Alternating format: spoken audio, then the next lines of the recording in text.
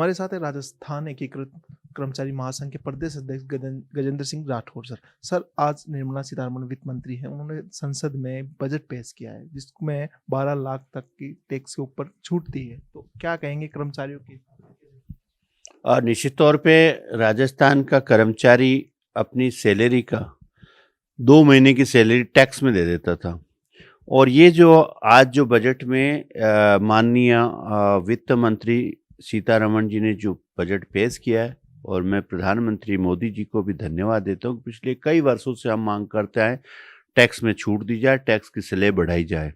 और जो कि हम लोग एक बार हमने डिबेट में भी कई बार मांग की कि 12 लाख की जाए। निश्चित तौर पे प्रधानमंत्री मोदी का जो आज मास्टर स्ट्रोक है, और इसके लिए राजस्थान ही नहीं हिंदुस्तान के कर्मचारी इसके लिए बहुत बहुत बधाई देते हैं मोदी जी को। और कोशिश करते हैं कि जो स्लैब दिए 12 लाख की, निश्चित तौर पे स्वागत योग्य कदम है।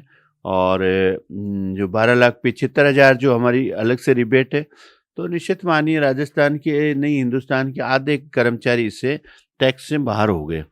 और आने वाला समय में जो टैक्स की दूसरी चीज़ है, जो वो एक वो दे रहे हैं जो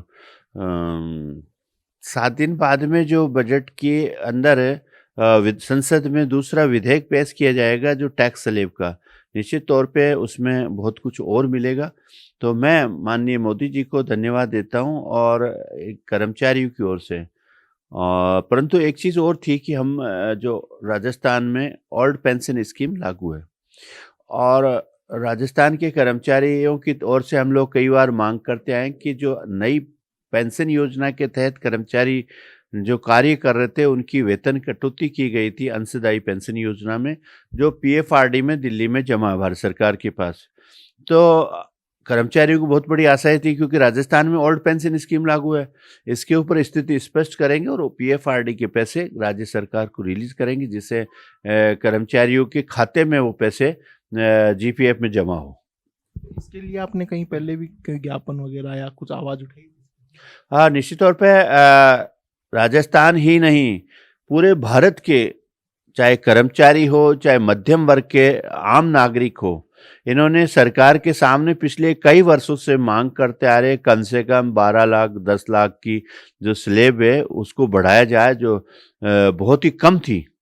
और जो असंभव चीज़ थी वो मोदी जी ने करके दिखाया। निश्चित तौर पे इससे आम जो मध्यम वर्ग के आम नागरिक है, चाहे राजस्थान के कर्मचारी हैं, चाहे हिंदुस्तान के कर्मचारी हैं, तो उनको बहुत बड़ी राहत इससे मिली है। सर, दूसरी चीज़ अगर बात करें किसान वगैरह, किसान की भी तो एक क्रेडिट जो थी 3 लाख थी, अब उसके 5 लाख कर दिया गया। तो उसके लिए मैं तो इस बजट से जिस तरीके से एक मध्यम वर्ग के लिए किया गया जो फायदा है, मोदी जी की तरफ से जो बजट है, निश्चित मानिए 3.2 तीसरी सरकार का दूसरा बजट है, और ये बजट शायद सबसे बढ़िया बजट है। और इसमें जो किसान क्रेडिट कार्ड के 3 लाख से 5 लाख किए, और क्रेडिट कार्ड के भी इन्होंने बहुत बढ़िया किया, और अन्य कई चीज़ें हैं जो घोषणाएं हुई है, अगर ये ज़मीनी स्तर पे होता है, जो इम्प्लीमेंट होता है, तो निश्चित मानिए आम नागरिक जो मध्यम वर्ग के परिवार के लोग हैं, वो इससे बहुत बड़ी राहत मिलेगी। और बजट से जिस तरीके से एमएसपी पे भी किया है इन्होंने, किसानों की जो घोषणाएं की है, तो सारा ऑल ओवर है ना। पहली बार हम इस बात को कहते हैं कि भारत का बजट जो संसद में पेश किया गया, ये आम नागरिक का बजट है, मध्यम वर्ग का बजट है, और इससे बहुत बड़ी राहत मिली है लोगों को। राजस्थान में विधानसभा सत्र है वो शुरू हो चुका है और 19 तारीख के आसपास बजट पेश होना है। तो राजस्थान में क्या कुछ रहेगा कर्मचारियों के लिए? राजस्थान के लिए तो मैं आपको बताऊं, पिछले दिनों मुख्यमंत्री माननीय भजनलाल जी और उप मुख्यमंत्री दिया कुमारी जी ने जब राजस्थान के सभी कर्मचारी संघों से वार्ताएं की और बजट से पूर्व संवाद किया, उसमें हमने बहुत कुछ रखा। परंतु हमने सभी संगठनों एक राय से एक दो मांगे ऐसी रखी, अपने अपने संगठनों की मांगे तो अलग थी, पर एक मांग हमारी सामूहिक थी जो चयनित वेतनमान 92 में भैरू सिंह जी शेखावत के समय, क्योंकि कर्मचारियों की पदोन्नतियां नहीं होती और पद भी नहीं होते, तो कई ऐसे पद हैं जिनको पदोन्नतियां नहीं होने के कारण वो रिटायरमेंट 9/18/27 पे तीसरी पदोन्नति की जो पदोन्नति का पद का लाभ देते हैं। तो हमने एक ही स्वर में जितने संगठन थे, 80 संगठन के लगभग वहाँ थे, महासंघ हो चाहे संघ हो, सब लोगों ने एक ही राय में कहा कि हमें जो चयनित वेतनमान है वो 9/18/27 के स्थान पर चौथी स्केल दी जाए, जिसमें 8, 16, 24 और 32। क्योंकि हम पिछले भारतीय जनता पार्टी की सरकार थी, माननीय वसुंधरा जी के सामने हमने आंदोलन किए थे, उन्होंने कहा सामूहिक एक मांग आपकी हो वो पूरी हो सकती है, इसके लिए हम प्रतिबद्ध है। तो हमने उन्हें कहा था कि सभी कर्मचारियों की सिर्फ एक ही मांग है, पदोन्नति पद का लाभ चौथी स्केल और 9/18/27 के स्थान पर 8, 16, 24, 32, और उन्होंने एग्री भी किया था। किसी कारणवश वो घोषणा ही नहीं हुई थी। ये आपको बताऊं 4 अक्टूबर 2018 की बात है, जब यहाँ हमारी एक हाई पावर कमेटी की मीटिंग थी, जिसमें 3 मंत्रिमंडल की और समिति थी। उसमें चीफ सेक्रेटरी भी थे, फाइनेंस सेक्रेटरी, डीओपी सेक्रेटरी, लगभग सभी सारी सरकार के जो मुख्य जो रिस्पॉन्सिबल अधिकारी और मंत्रिमंडल की सब कमेटी थी, तो सारे लोगों ने एक राय में कहा कि ये जो 8, 16, 24, 32 जो चौथी पदोन्नति है वो देने के लिए एग्री हुए थे। और किसी कारणवश घोषणा नहीं हुई, क्योंकि 2 दिन बाद में आचार संहिता लग चुकी थी और उसके बाद भी हमारी पूर्व मुख्यमंत्री वसुंधरा जी ने उसको इलेक्शन कमीशन को भी भेजा, परंतु वहाँ स्वीकृति नहीं होने के कारण अब चूंकि भारतीय जनता पार्टी की वापस सरकार है, तो निश्चित माने राजस्थान के कर्मचारियों को इससे बहुत बड़ी आशाएं हैं कि 8, 16, 24, 32 क्यों जरूरी नहीं है कि आंदोलन से ही मिले, क्योंकि लेके ये तो कर्मचारियों का अधिकार है, लेके रहेंगे। परंतु अगर भारतीय जनता पार्टी और यहाँ के मुख्यमंत्री जी ने सोच लिया हो मन में कि हाँ इन्हें देना है, तो निश्चित मानिए इस बजट में ये भी है और अन्य जितने भी कर्मचारियों के मुद्दे हैं, जिनमें पदनाम परिवर्तन की है, जिसमें कोई धन भी नहीं लगता, और जो मिनिस्ट्रियल कैडर है उनकी भी पिछले कई दिनों से हम लोग मांग करते आ रहे हैं द्वितीय पदोन्नति 4200, क्योंकि देखिए मंत्रालय कर्मचारी हैं वो एक ही विज्ञप्ति से समान क्वालिफिकेशन, समान नेचर ऑफ वर्क, परंतु द्वितीय पदोन्नति के बाद इनमें भिन्नताएं होती। इस कारण से हम चाहते हैं और हम पिछले सरकार से भी ये मांग कर रहे थे और किसी कारणवश वो भी नहीं हुई। जब हम ठेठ वहां पहुंच गए थे जहां पे हमें मिलने वाला था, वो रुक गया। तो ये 2 चीजें हैं। तीसरी, जो राजस्थान में लगभग 3 लाख ठेका कर्मचारी हैं, उनको एक कमेटी रेक्सो की तर्ज पर 2023 के बजट में मुख्यमंत्री ने घोषणा की थी कि रेक्सो की तर्ज पे इनको RLSDC का गठन किया जाएगा और ठेका रूपी शोषण से मुक्ति दी जाएगी। तो वो भी हम मांग है और हम चाह रहे हैं, हमें विश्वास है कि इस बजट के माध्यम से सरकार अगर पॉजिटिव रही तो ये भी है। और संविदा कर्मचारी उनके ऊपर भी है, आंगनबाड़ी के कर्मचारी उनकी अभी पिछले दिनों आंदोलन हुआ था, उनका भी है। जनता जल योजना हो, चाहे समाज कल्याण के रसोई चौकीदार है, और अन्य MN जो नेशनल अर्बन में काम कर रहे हैं उनका भी है। कई चीज़ें हैं जो अभी जो पुस्तकालय का काम हुआ, तो पिछले दिनों प्रेरकों को हटा दिया गया था, तो उन्हें भी विश्वास है कि इस बजट के माध्यम से उन्हें भी वापस लिया जाएगा। और होमगार्ड के कर्मचारी उन्हें भी विश्वास है। तो ये सारी चीज़ें, तो बजट से आशाएं तो बहुत होती है, पर जितना हो जाए ये जरूरी नहीं कि सारी चीज़ें एक ही बजट में हो जाए, परंतु कुछ न कुछ कर्मचारियों को मिलेगा तो निश्चित मानिए कर्मचारी इससे खुशी मिलेगी। आप खुद भी मुख्यमंत्री जो बजट के लिए संवाद कार्यक्रम में मीटिंग की थी, तो आप भी उनमें मौजूद थे, तो आपने क्या ये बजट में चर्चा हाँ, मैंने जिस तरीके से कई लोग होते हैं संगठन में, तो हमारा तो सीधा सीधा है कि हम कर्मचारी नेता है, कर्मचारियों की बात करें, क्योंकि कर्मचारी सरकार का अभिन्न अंग होता है। कर्मचारी सरकार की लोक कल्याणकारी योजनाओं को जनता तक पहुंचाने का काम कर्मचारी करता है।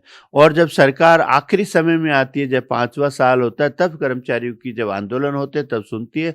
तो हमने कहा क्यों नहीं राजस्थान की सरकार अभी कर्मचारियों के कुछ मुद्दों को सुलझाए और विभाग वाइज ने ये भी रखा कि सभी मंत्रियों को निर्देशित करें कि वो अपने अपने विभागों की जो छोटी छोटी मांगे हैं, जिनमें पदनाम परिवर्तन है, जो वेतन विसंगतियां हैं, जो कई डिस्पैरिटीज है और अन्य विभागीय समस्याओं का समाधान विभाग स्तर पर हो सकता है अगर मंत्री चाहे तो, विभागीय मंत्री। तो मुख्यमंत्री जी ने हमें आश्वस्त किया था कि जितने भी मंत्री जब अपने अपने विभागों को अपनी समस्याओं का जो समाधान कर सकते हैं विभाग स्तर पे वो करें और बाकी जो समस्याएं जो राज्य सरकार स्तर पर है, कैबिनेट स्तर पर है, वो मुख्यमंत्री तक भेजे। इसलिए हमें पूर्ण विश्वास है कि आने वाले बजट में जो है कर्मचारियों की हमने पूरी चीज़ें एक एक चीज़ रखी और मुख्यमंत्री जी ने भी बड़े धैर्यपूर्ण सुना। उप मुख्यमंत्री और फाइनेंस मिनिस्टर दिया कुमारी जी ने भी बड़े इत्मीनान से सुना और पिछले दिनों आपने देखा होगा हम पिछले कई वर्षों से खेमराज कमेटी के सार्वजनिक करने के लिए कहा तो मैडम ने उप मुख्यमंत्री और फाइनेंस सेक्रेटरी मैडम ने कहा था कि ये पब्लिक डोमिनोज में शीघ्र ही डाल दिया जाएगा 2-3 दिन में। निश्चित मानिए जब उन्होंने कहा और उस पर खरे उतरे तो निश्चित मानिए राजस्थान के कर्मचारियों को वित्त मंत्री और उप मुख्यमंत्री पे तो पूर्ण विश्वास है। खेमराज कमेटी का आप जिक्र कर रहे हैं, हालांकि उसको कर दिया गया है, लेकिन उससे भी कोई नाखुश से नहीं। निश्चित मानो कि पिछले कई वर्षों से पहले आपको बताऊं भारतीय जनता पार्टी में जब 7वां वेतन आयोग लागू हुआ था तब लागू किया गया था उसी दिन सामंत कमेटी डीसी सामंत आईएएस पूर्व आईएएस अधिकारी सामंत के नेतृत्व में एक कमेटी गठित की वेतन विसंगति। उसके बाद में जब हमने रिपोर्ट लागू किया जाए सार्वजनिक किया जाए तब उन्होंने रिपोर्ट दी और दूसरे दिन ही कांग्रेस सरकार ने खेमराज कमेटी के नेतृत्व में कर दी। अब खेमराज जी ने भी अपनी रिपोर्ट पेश कर दी परंतु उस रिपोर्ट में हम कई दिनों से कह रहे थे सार्वजनिक किया जाए, परंतु जब सार्वजनिक हुई तो निश्चित मानिए कर्मचारियों को बहुत बड़ा धक्का लगा। और मैं तो ये कहूँगा कि कमेटियां बना के और इतने धन का दुरुपयोग, जनता के धन का दुरुपयोग करना कहाँ तक का न्याय है। ऐसे अधिकारियों को जब वो रिकमेंड कर ही नहीं सकते। आपने देखा होगा सामंत कमेटी जो सरकार को दी है तो उन्होंने लिख दिया कि ये मांग और ये हो सकती है परंतु उन्होंने कुछ ये लागू किया जाए, ऐसा कहीं कोई लिखा नहीं। तो निश्चित मानिए कि जितना धन का उपयोग और कर्मचारी संगठन बार बार उनको ज्ञापन दे रहे हैं और ज्ञापन देने के बाद में जब निर्णय आता है तो जीरो निकलता है। निश्चित मानिए ये कर्मचारियों के साथ छलावा है और ऐसे अधिकारियों को कम से कम मैं तो अभी आपके माध्यम से आपको कहना चाहता हूँ कि इस कमेटी में कितना खर्चा हुआ और वो खर्चे का नतीजा क्या रहा, ये बड़ी चीज़ है। और कर्मचारी संगठन जहाँ जहाँ से आए कितना खर्चा होता है, ऐसे तो है नहीं कि कोई ऐसे ही आता है। तो ये सारी चीज़ें हैं और हम इसकी आरटीआई लगा के और इसकी पूरी तथ्यात्मक रिपोर्ट मांगेंगे और उसके बाद में इसके खिलाफ सरकार के पास जाएंगे कि ऐसे लोगों को नहीं बनाना चाहिए। हाँ, निश्चित तौर पे इनके खिलाफ कार्रवाई की मांग करेंगे। मैं आपको और खुलासा करूंगा कि इन्होंने कहाँ-कहाँ काम किया इस जो अब इसके बारे में हम लीगली राय ले रहे हैं कि क्या एक कमेटी का चेयरमैन जिसको सरकार पूरा भुगतान दे रही है वो कहीं भी काम कर सकता है कि इसके बारे में भी हमें पता चला कि यहाँ से भी वेतन लिया और कहीं और से भी वेतन लिया। तो इसके बारे में हम पूरी तथ्यात्मक रिपोर्ट बना रहे हैं, उसके बाद में इसको सरकार को देंगे कि ऐसा होता है क्या और लीगल से राय लेंगे कि वास्तव में ये कर सकते हैं क्या। तो ये थे अखिल कर्मचारी संघ राजस्थान के प्रदेश अध्यक्ष गजेंद्र सिंह राठौड़ जो बता रहे थे कि देश के बजट से हालांकि खुश है, वहीं उम्मीद अब राजस्थान के बजट से भी है। कैमरा पर्सन संजय सिंह के साथ मैं अभिषेक, जयपुर।